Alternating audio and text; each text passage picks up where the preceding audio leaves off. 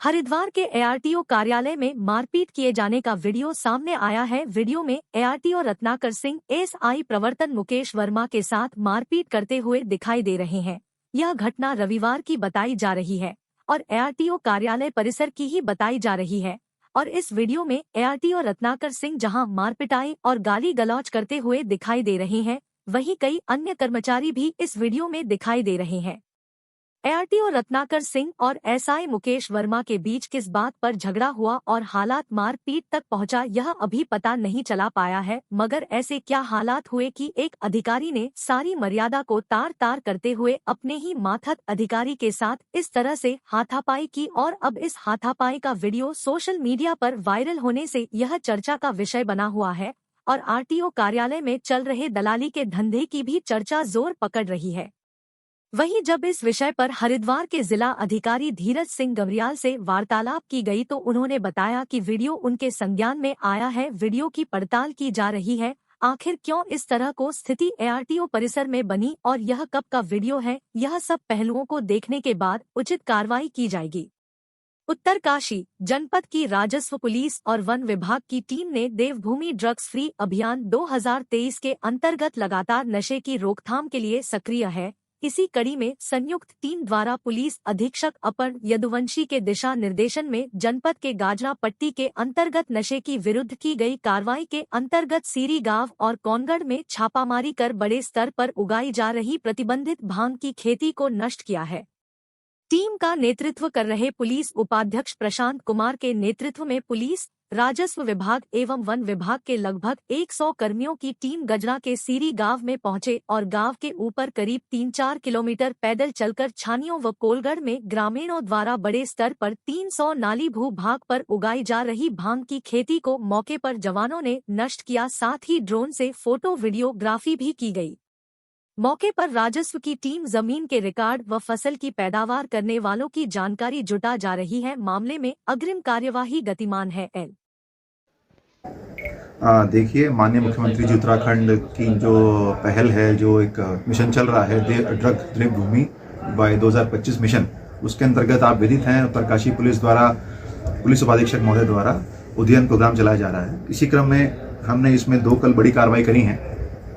पहली में हमने ग्राम सिरी जो धौतरी के पास गाजना पट्टी में पड़ता है और दूसरा गांव कोनगढ़, इन दोनों गांव में एक जॉइंट ऑपरेशन किया।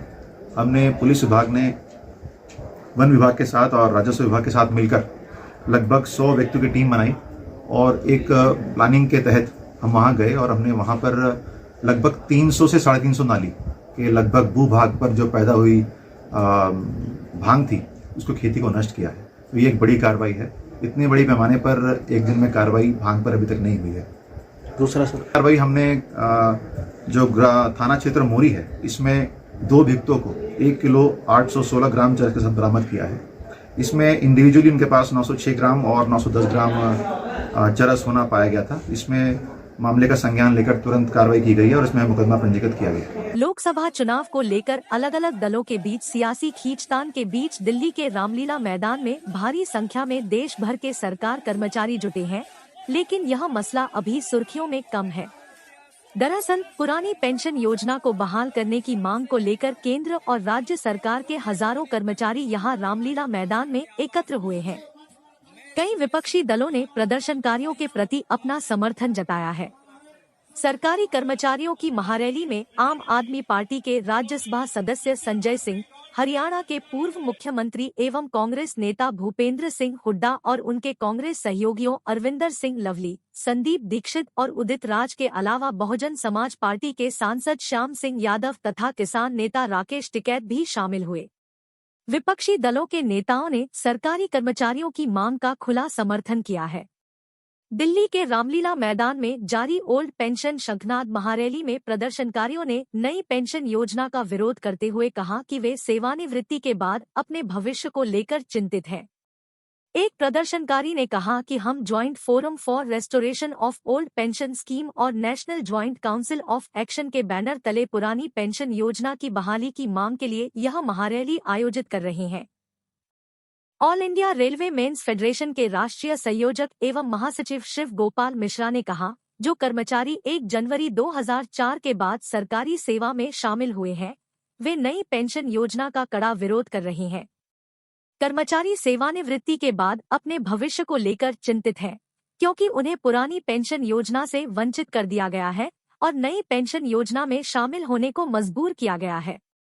महारैली के आयोजकों ने दावा किया कि रैली में 20 राज्यों के सरकारी कर्मचारी हिस्सा ले रहे हैं। प्रदर्शनकारियों ने कहा कि जो पार्टी पुरानी पेंशन योजना को बहाल करने का वादा करेगी, उसे 2024 के लोकसभा चुनाव में सत्ता में लाना चाहिए। हाथों में तख्तियां और झंडे लिए प्रदर्शनकारियों ने इंकलाब जिंदाबाद और कर्मचारी एकता जिंदाबाद के नारे लगाए। National movement for old pension scheme NMOPS के नेता विजय कुमार बंधु ने PTI वीडियो सेवा से कहा, हमने पुरानी पेंशन योजना OPS को वापस लाने का आह्वान किया था और हम अपने संघर्ष से कई राज्यों में OPS को सफलतापूर्वक वापस लाने में कामयाब रहे हैं। उन्होंने कहा, हमारी टीम का मानना था कि अगर केंद्र सरकार OPS की पुष्टि करती है तो जिम्मेदारी राज्य सरकार पर नहीं होगी। यही कारण है कि हम दिल्ली के रामलीला मैदान में विरोध जताने के लिए आए हैं। कांग्रेस शासित राज्यों ने OPS बहाल कर दिया है। छत्तीसगढ़ के मुख्यमंत्री भूपेश बघेल और अन्य पार्टी नेताओं ने कहा कि जैसे ही केंद्र में उनकी सरकार बनेगी, वह पूरे देश में OPS लागू करेंगे। रैली में जहां टिकैत ने प्रदर्शनकारियों को आश्वासन दिया कि किसान उनके साथ हैं, वहीं संजय सिंह ने कहा कि उन्होंने हमेशा संसद में पुरानी पेंशन योजना का मुद्दा उठाया है। उदित राज ने कहा कि अगर कांग्रेस केंद्र में सत्ता में आई तो पहले ही दिन पुरानी पेंशन योजना लागू कर दी जाएगी। गारंटी देते हैं, झूठा वादा नहीं करते। और इसलिए साथियों और दोस्तों, मैं आपसे कहना चाहता हूं, मैंने तो देश की संसद में कहा, देश की पार्लियामेंट में कहा, 40 साल कोई कर्मचारी अगर नौकरी करता है, 40 साल अगर कोई कर्मचारी नौकरी करता है, उसको पेंशन नहीं मिलती। 40 साल कोई कर्मचारी नौकरी करता है, उसको पेंशन नहीं मिलती।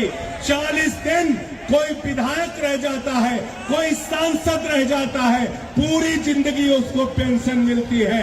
40 साल कर्मचारी रहने वाले को पेंशन नहीं मिलती। इसलिए आपसे कहना चाहता हूं, आपके बीच में भरोसा दिलाने के आया हूं। देश की संसद में जब भी आपकी आवाज उठाने का मौका आया, मैंने पूरी मजबूती से आपकी आवाज उठाई है। अभी तो मुझे सस्पेंड करके बाहर किया है, लेकिन मैं जिस दिन बहाल होऊंगा, संसद के अंदर जाऊंगा, पुरानी पेंशन का मसला फिर से देश के सर्वोच्च सदन में उठाने का काम करूंगा। ये वादा और भरोसा आपको दिला रहे हैं। आपकी लड़ाई में पहले दिन से आपकी लड़ाई में आपके साथ हूं, कंधे से कंधा मिला के आपके साथ हूं, आगे भी आपके साथ रहूंगा। बहुत बहुत शुक्रिया, बहुत बहुत धन्यवाद। इंकलाब, कर्मचारी एकता, कर्मचारी एकता। हमारी मेरा नाम राजकुमार शर्मा, जिला उपाध्यक्ष अटेवा बदायूं। हमारी मांग है कि पुरानी पेंशन को बहाल किया जाए और नई पेंशन को बंद किया जाए। ये नई पेंशन जो है कर्मचारियों के हित में नहीं है, ये पूंजीपतियों के लिए है। 2005 की तरह जो पूर्व में पुरानी पेंशन थी वो पुनः लागू की जाए, यही हमारी एक मांग है। अगर सरकार नहीं मानती तो क्या करेंगे? 2024 का जो चुनाव है, हम इसमें उसका विरोध करेंगे। हमारा जो वोट होगा उसके लिए जो पुरानी पेंशन लागू करेगा। सरकार को बदलने की बात क्यों कर रहे हैं आप लोग? वही देश भर राज करेगा जो पुरानी पेंशन की बात करेगा। यदि नई पेंशन इतनी अच्छी है तो हमारे राजनेता क्यों नहीं नई पेंशन को स्वीकार कर लेते हैं? जबरदस्ती और कर्मचारियों पर क्या छिड़ जा रही है? अगर राजनेता नई पेंशन नहीं लेते हैं तो आप भी मान लेंगे? नहीं, हमको तो हर सद पर पुरानी पेंशन ही चाहिए। OPS हमारी बुढ़ापे का सहारा है। OPS लेने के लिए हम लोग यहाँ पर संघर्षरत हैं। विजय बंधु के साथ, अध्यक्ष जी के साथ कंधे से कंधे मिला के चल रहे हैं। और जैसा कि आप सभी जानते हैं कि एक बार कोई सांसद बन जाता है, विधायक बन जाता है, तो उसको पेंशन मिलती है, चाहे वो एक दिन के लिए भी बन जाए। तो सरकारी कर्मचारी जो अपने निष्ठा के साथ, अपने दृढ़ निश्चय के साथ देश को चलाने में अपनी अहम भूमिका निभाता है, उसको पेंशन क्यों नहीं? सबसे बड़ी चीज़ें मैं बताना चाहूँगा कि जो NPS इन लोगों ने लागू किया है वो पूरा का पूरा मार्केट बेस्ड है। आज हमारा जो NPS कटता है उसका 33% SBI में जाता है, 33% यूटीआई में और 33% LIC में, जो कि पूरा का पूरा जोखिम भरा निवेश है। क्योंकि अगर ये लोग मार्केट में इन्वेस्टमेंट कर रहे हैं तो उसका हमें ये पता नहीं है कि क्या रिटर्न आएगा। तो ये मार्केट बेस में कि कल को हम जब रिटायर होंगे तो हमारे पास क्या पूंजी होगी, हमें कुछ पता नहीं है उसका। मैं आपको एक उदाहरण देना चाहता हूं। मैं उत्तराखंड से यहाँ पर आया हूं। राजकीय इंटर कॉलेज भिरुखाल, विकास खंड नियमकेश्वर, उत्तराखंड से श्री राजेंद्र प्रसाद गौड़ जी रिटायरमेंट हुए। वह 2014 में विनियमित हुए और 2019 में रिटायरमेंट हुए। उनको 1954 रुपये इसमें पेंशन मिलती है। आप बताइए वो 60 वर्ष के बाद कैसे में अपना जीवन यापन करेंगे। दूसरा उदाहरण मैं देता हूं आपको। राजकीय इंटर कॉलेज बंचुरी विकास खंड नियमकेश्वर पौड़ी गढ़वाल से श्री जनार्दन प्रसाद शर्मा जी रिटायर हुए। उनको इस समय 3900 रुपये पेंशन मिल रही है। आप बताइए 3900 रुपये में 60 साल के बाद वो कैसे में अपना जीवन यापन करेंगे। तो बहुत ही मार्केट बेस आधारित है। और ये जो पुरानी पेंशन है, हमारे वेतन का 50% हमको पेंशन के रूप में मिलता है, लेकिन न्यू पेंशन में पूरा बाजार पर आधारित यदि शेयर मार्केट डाउन हो जाता है